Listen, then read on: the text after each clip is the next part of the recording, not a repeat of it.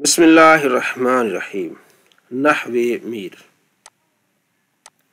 سبق نمبر 19 سے عوامل معنویہ کا بیان۔ عوامل معنویہ کی دو قسمیں: ابتدا، فعل مضارع کا حرف نواصب و جوازم سے خالی ہونا۔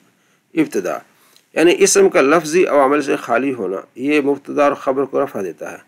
مثلا زید قائم، زید کھڑا۔ جو زید ہے، اس کو یہ جو حالت رفع میں ہے، اس کو جو حالت رفع میں یہ جو پیش ہے زید حالت رفع ہونے کی، تو ایک ابتدا والی چیز ہے، ابتدا ہے جس نے اس کو رفع دیا، یعنی کہ بات ابتدا شروع ہو رہی تو زید اس وجہ سے کیا ہے جو ہے وہ حالت رفع میں۔ زید قائم، اس میں زید مبتدا اور قائم خبر ہے، یہ دونوں ابتدا کی وجہ سے مرفوع ہیں۔ ابتدا یعنی ابتدا ہو رہی ہے تو اس وجہ سے مرفوع ہے۔ یہ قانون ہے کہ جب ابتدا ہوگی وہ اسم مرفوع ہوگا۔ تنبیہ خیال رہے کہ مبتدا اور خبر کے عوامل میں دو مذہب ہیں اور ہیں، ایک یہ کہ مبتدا میں عامل ابتدا ہے اور خبر میں عامل مبتدا ہے، یعنی مبتدا میں جو عامل ابتدا ہے اور جو خبر ہے جسے قائم، اس کے لیے عامل مبتدا ہے۔ اور دوسرا یہ کہ مبتدا اور خبر ایک دوسرے میں عامل ہیں، جب مبتدا ہوگا مرفوع ہوگا، خبر کی ہوگی مرفوع ہوگی۔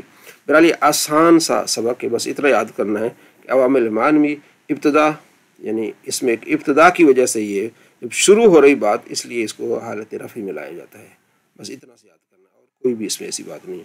فعل مضارع کا حروف نواصب و جوازم سے خالی ہونا، یعنی جب فعل مضارع ہوتا ہے اس میں حرف ناصب نہ ہو، ان لن کیدن وغیرہ نہ ہو، جوازم نہ ہو، لم لما لام و لام، یہ سارے نہ ہوں، تو فعل مضارع کیا ہوتا ہے؟ مرفوع ہوتا ہے۔ جیسے فعل مضارع کا رفع جیسے یضربو، یضربو، اب یضربو پیش ہے تو اس لیے پیش ہے کہ اس میں نہ نواصب ہیں، حروف ناصبہ ہے، اور نہ حروف جازمہ ہیں۔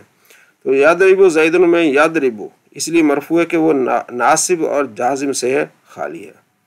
تو عوامل نحو کا بیان اللہ تبارک و تعالیٰ کی توفیق سے مدد سے یہ مکمل ہوا۔ 100 عوامل نحو تھے، اس کے بعد ہم دوسرے آگے پڑھیں گے، تو بالکل ہی آسان سبق ہے، اس میں کوئی ایسی بات نہیں ہے، بس اتنا یاد کرنا ہے کہ عوامل معنویہ دو ہیں جی، ابتدا اور فعل مضارع کا نواصب اور جوازم سے خالی ہونا۔ ابتدا کیا ہے؟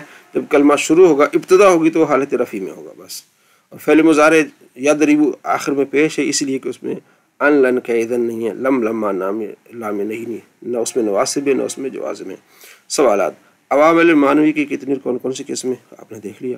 ابتدا سے کیا مراد ہے اور اس کے بارے میں مصنف نے جو اختلاف بیان کیا ہے اسے واضح کریں، اتنا سا ہی آپ نے یاد رکھنا ہے۔